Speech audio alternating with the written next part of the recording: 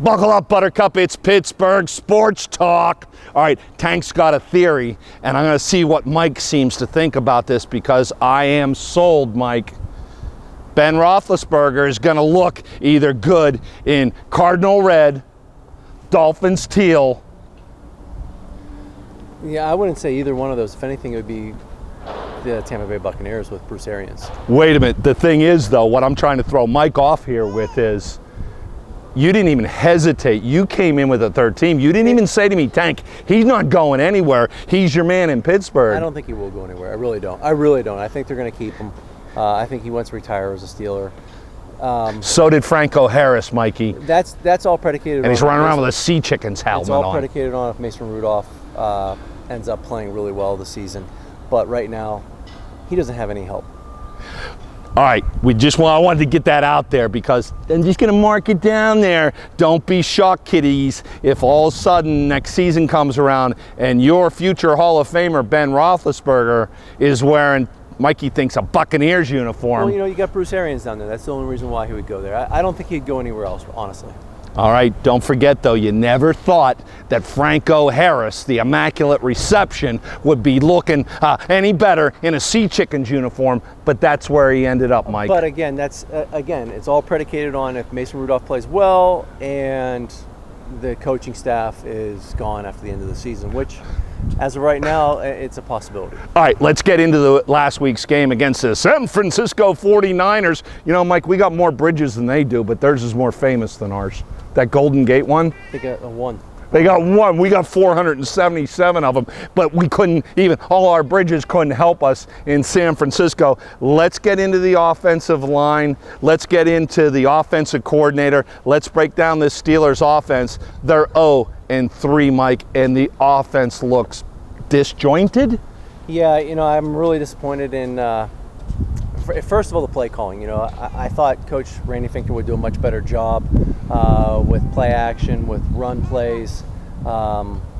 It just seemed like there was no cohesion whatsoever. They just seemed like they had no plan. They didn't know what they were doing, and it was almost like he was blindly pointing at the play call sheet. That's from what I saw. I didn't see a set pattern of what they were trying to do. No, there was nothing to it, and I felt bad for Mason Rudolph because it was early.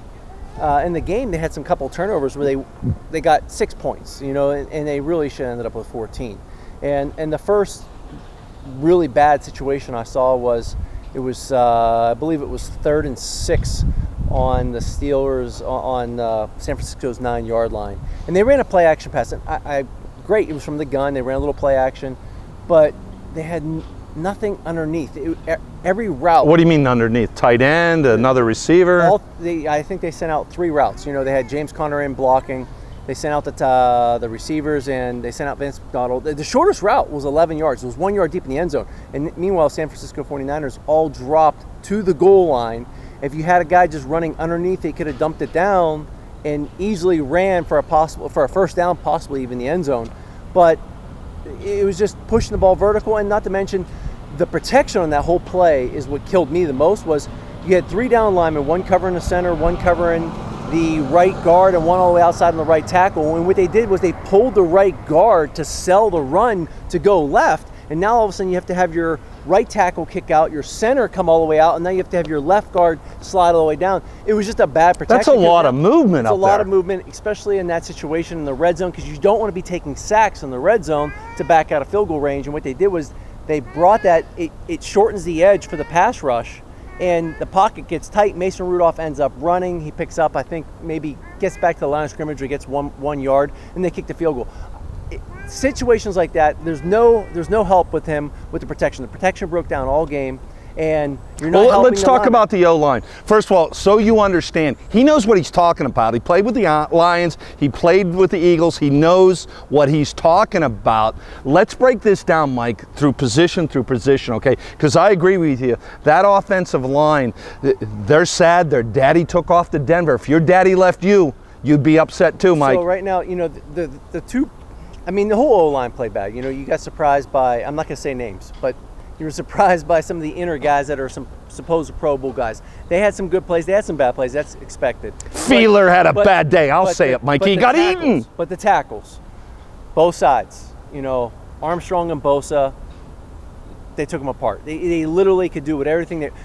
When Mason Rudolph blocked on the reverse, he blocked Bosa better than both those guys did that day. Did you get a chill when Mason Rudolph threw that block? Because he went straight down, and I'm thinking, here comes Devlin Hodges. Yeah, because they got a 10 yards on a run play finally. But the thing yeah.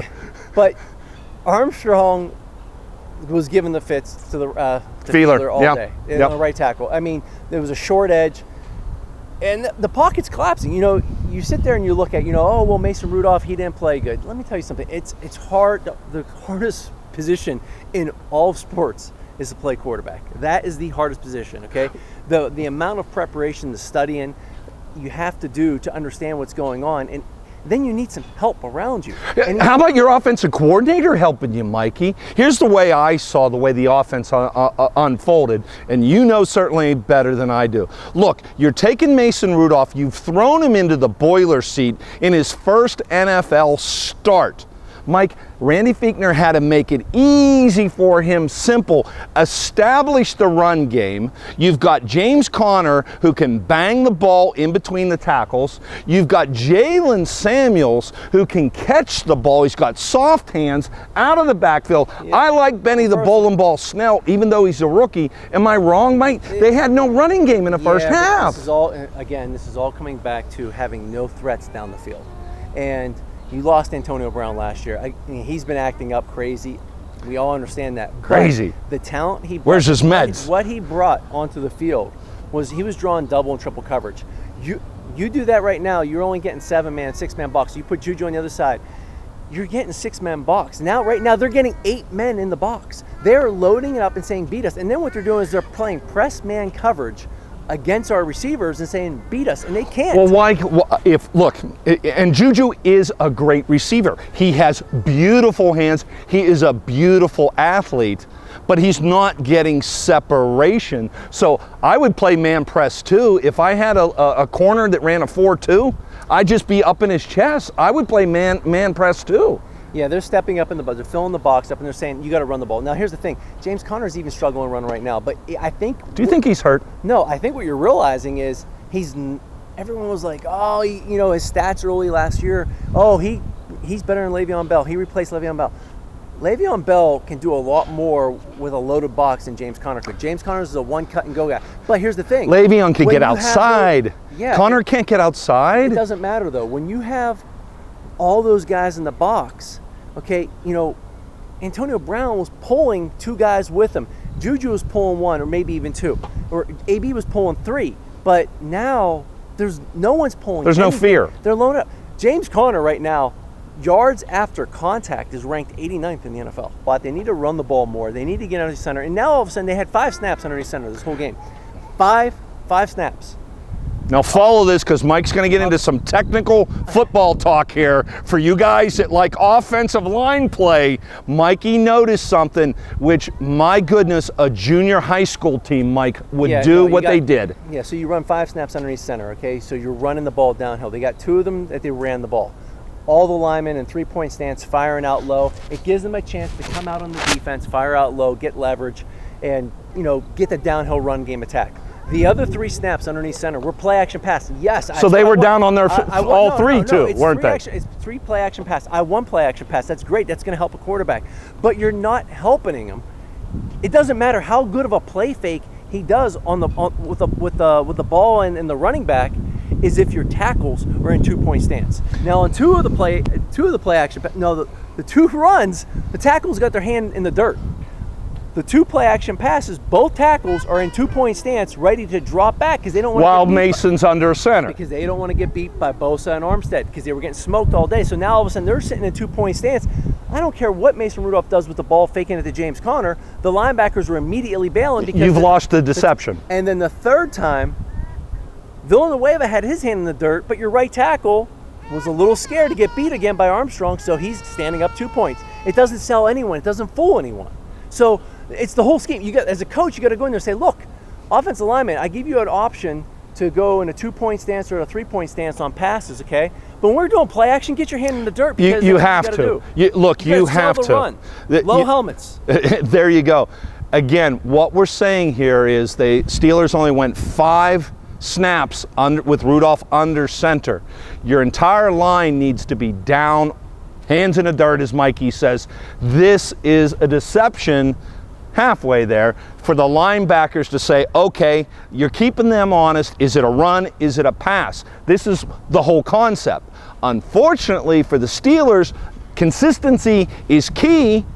Half the time they had their hands down in the dirt. The other plays, their hands were up on their knees. The linebackers knew it was a pass. The thigh pads are getting ready to do their kick step, dropping the pass protection. The old kick step, yeah, baby. Yeah. So that's the one thing. Now you go back to me, you're missing Mike Munchak. You know, every NFL offense I've ever been a part of. You know, I've been a part of Andy Reid, Steve Mariucci, Marty Mornhinweg. Marty Mornhinweg was one of the best offensive coordinators and play callers I've ever been around. But all three of those guys, when it came time when the plays on the line and they had to run the ball or they wanted to run the ball, they would refer to the O-line coach, okay? And they'd say, hey, Juan Castillo, what do you like here? Or even Rathman, he was the running back coach and who was a run specialist. Hey, what do you like here? Tommy Rathman from the Niners? No.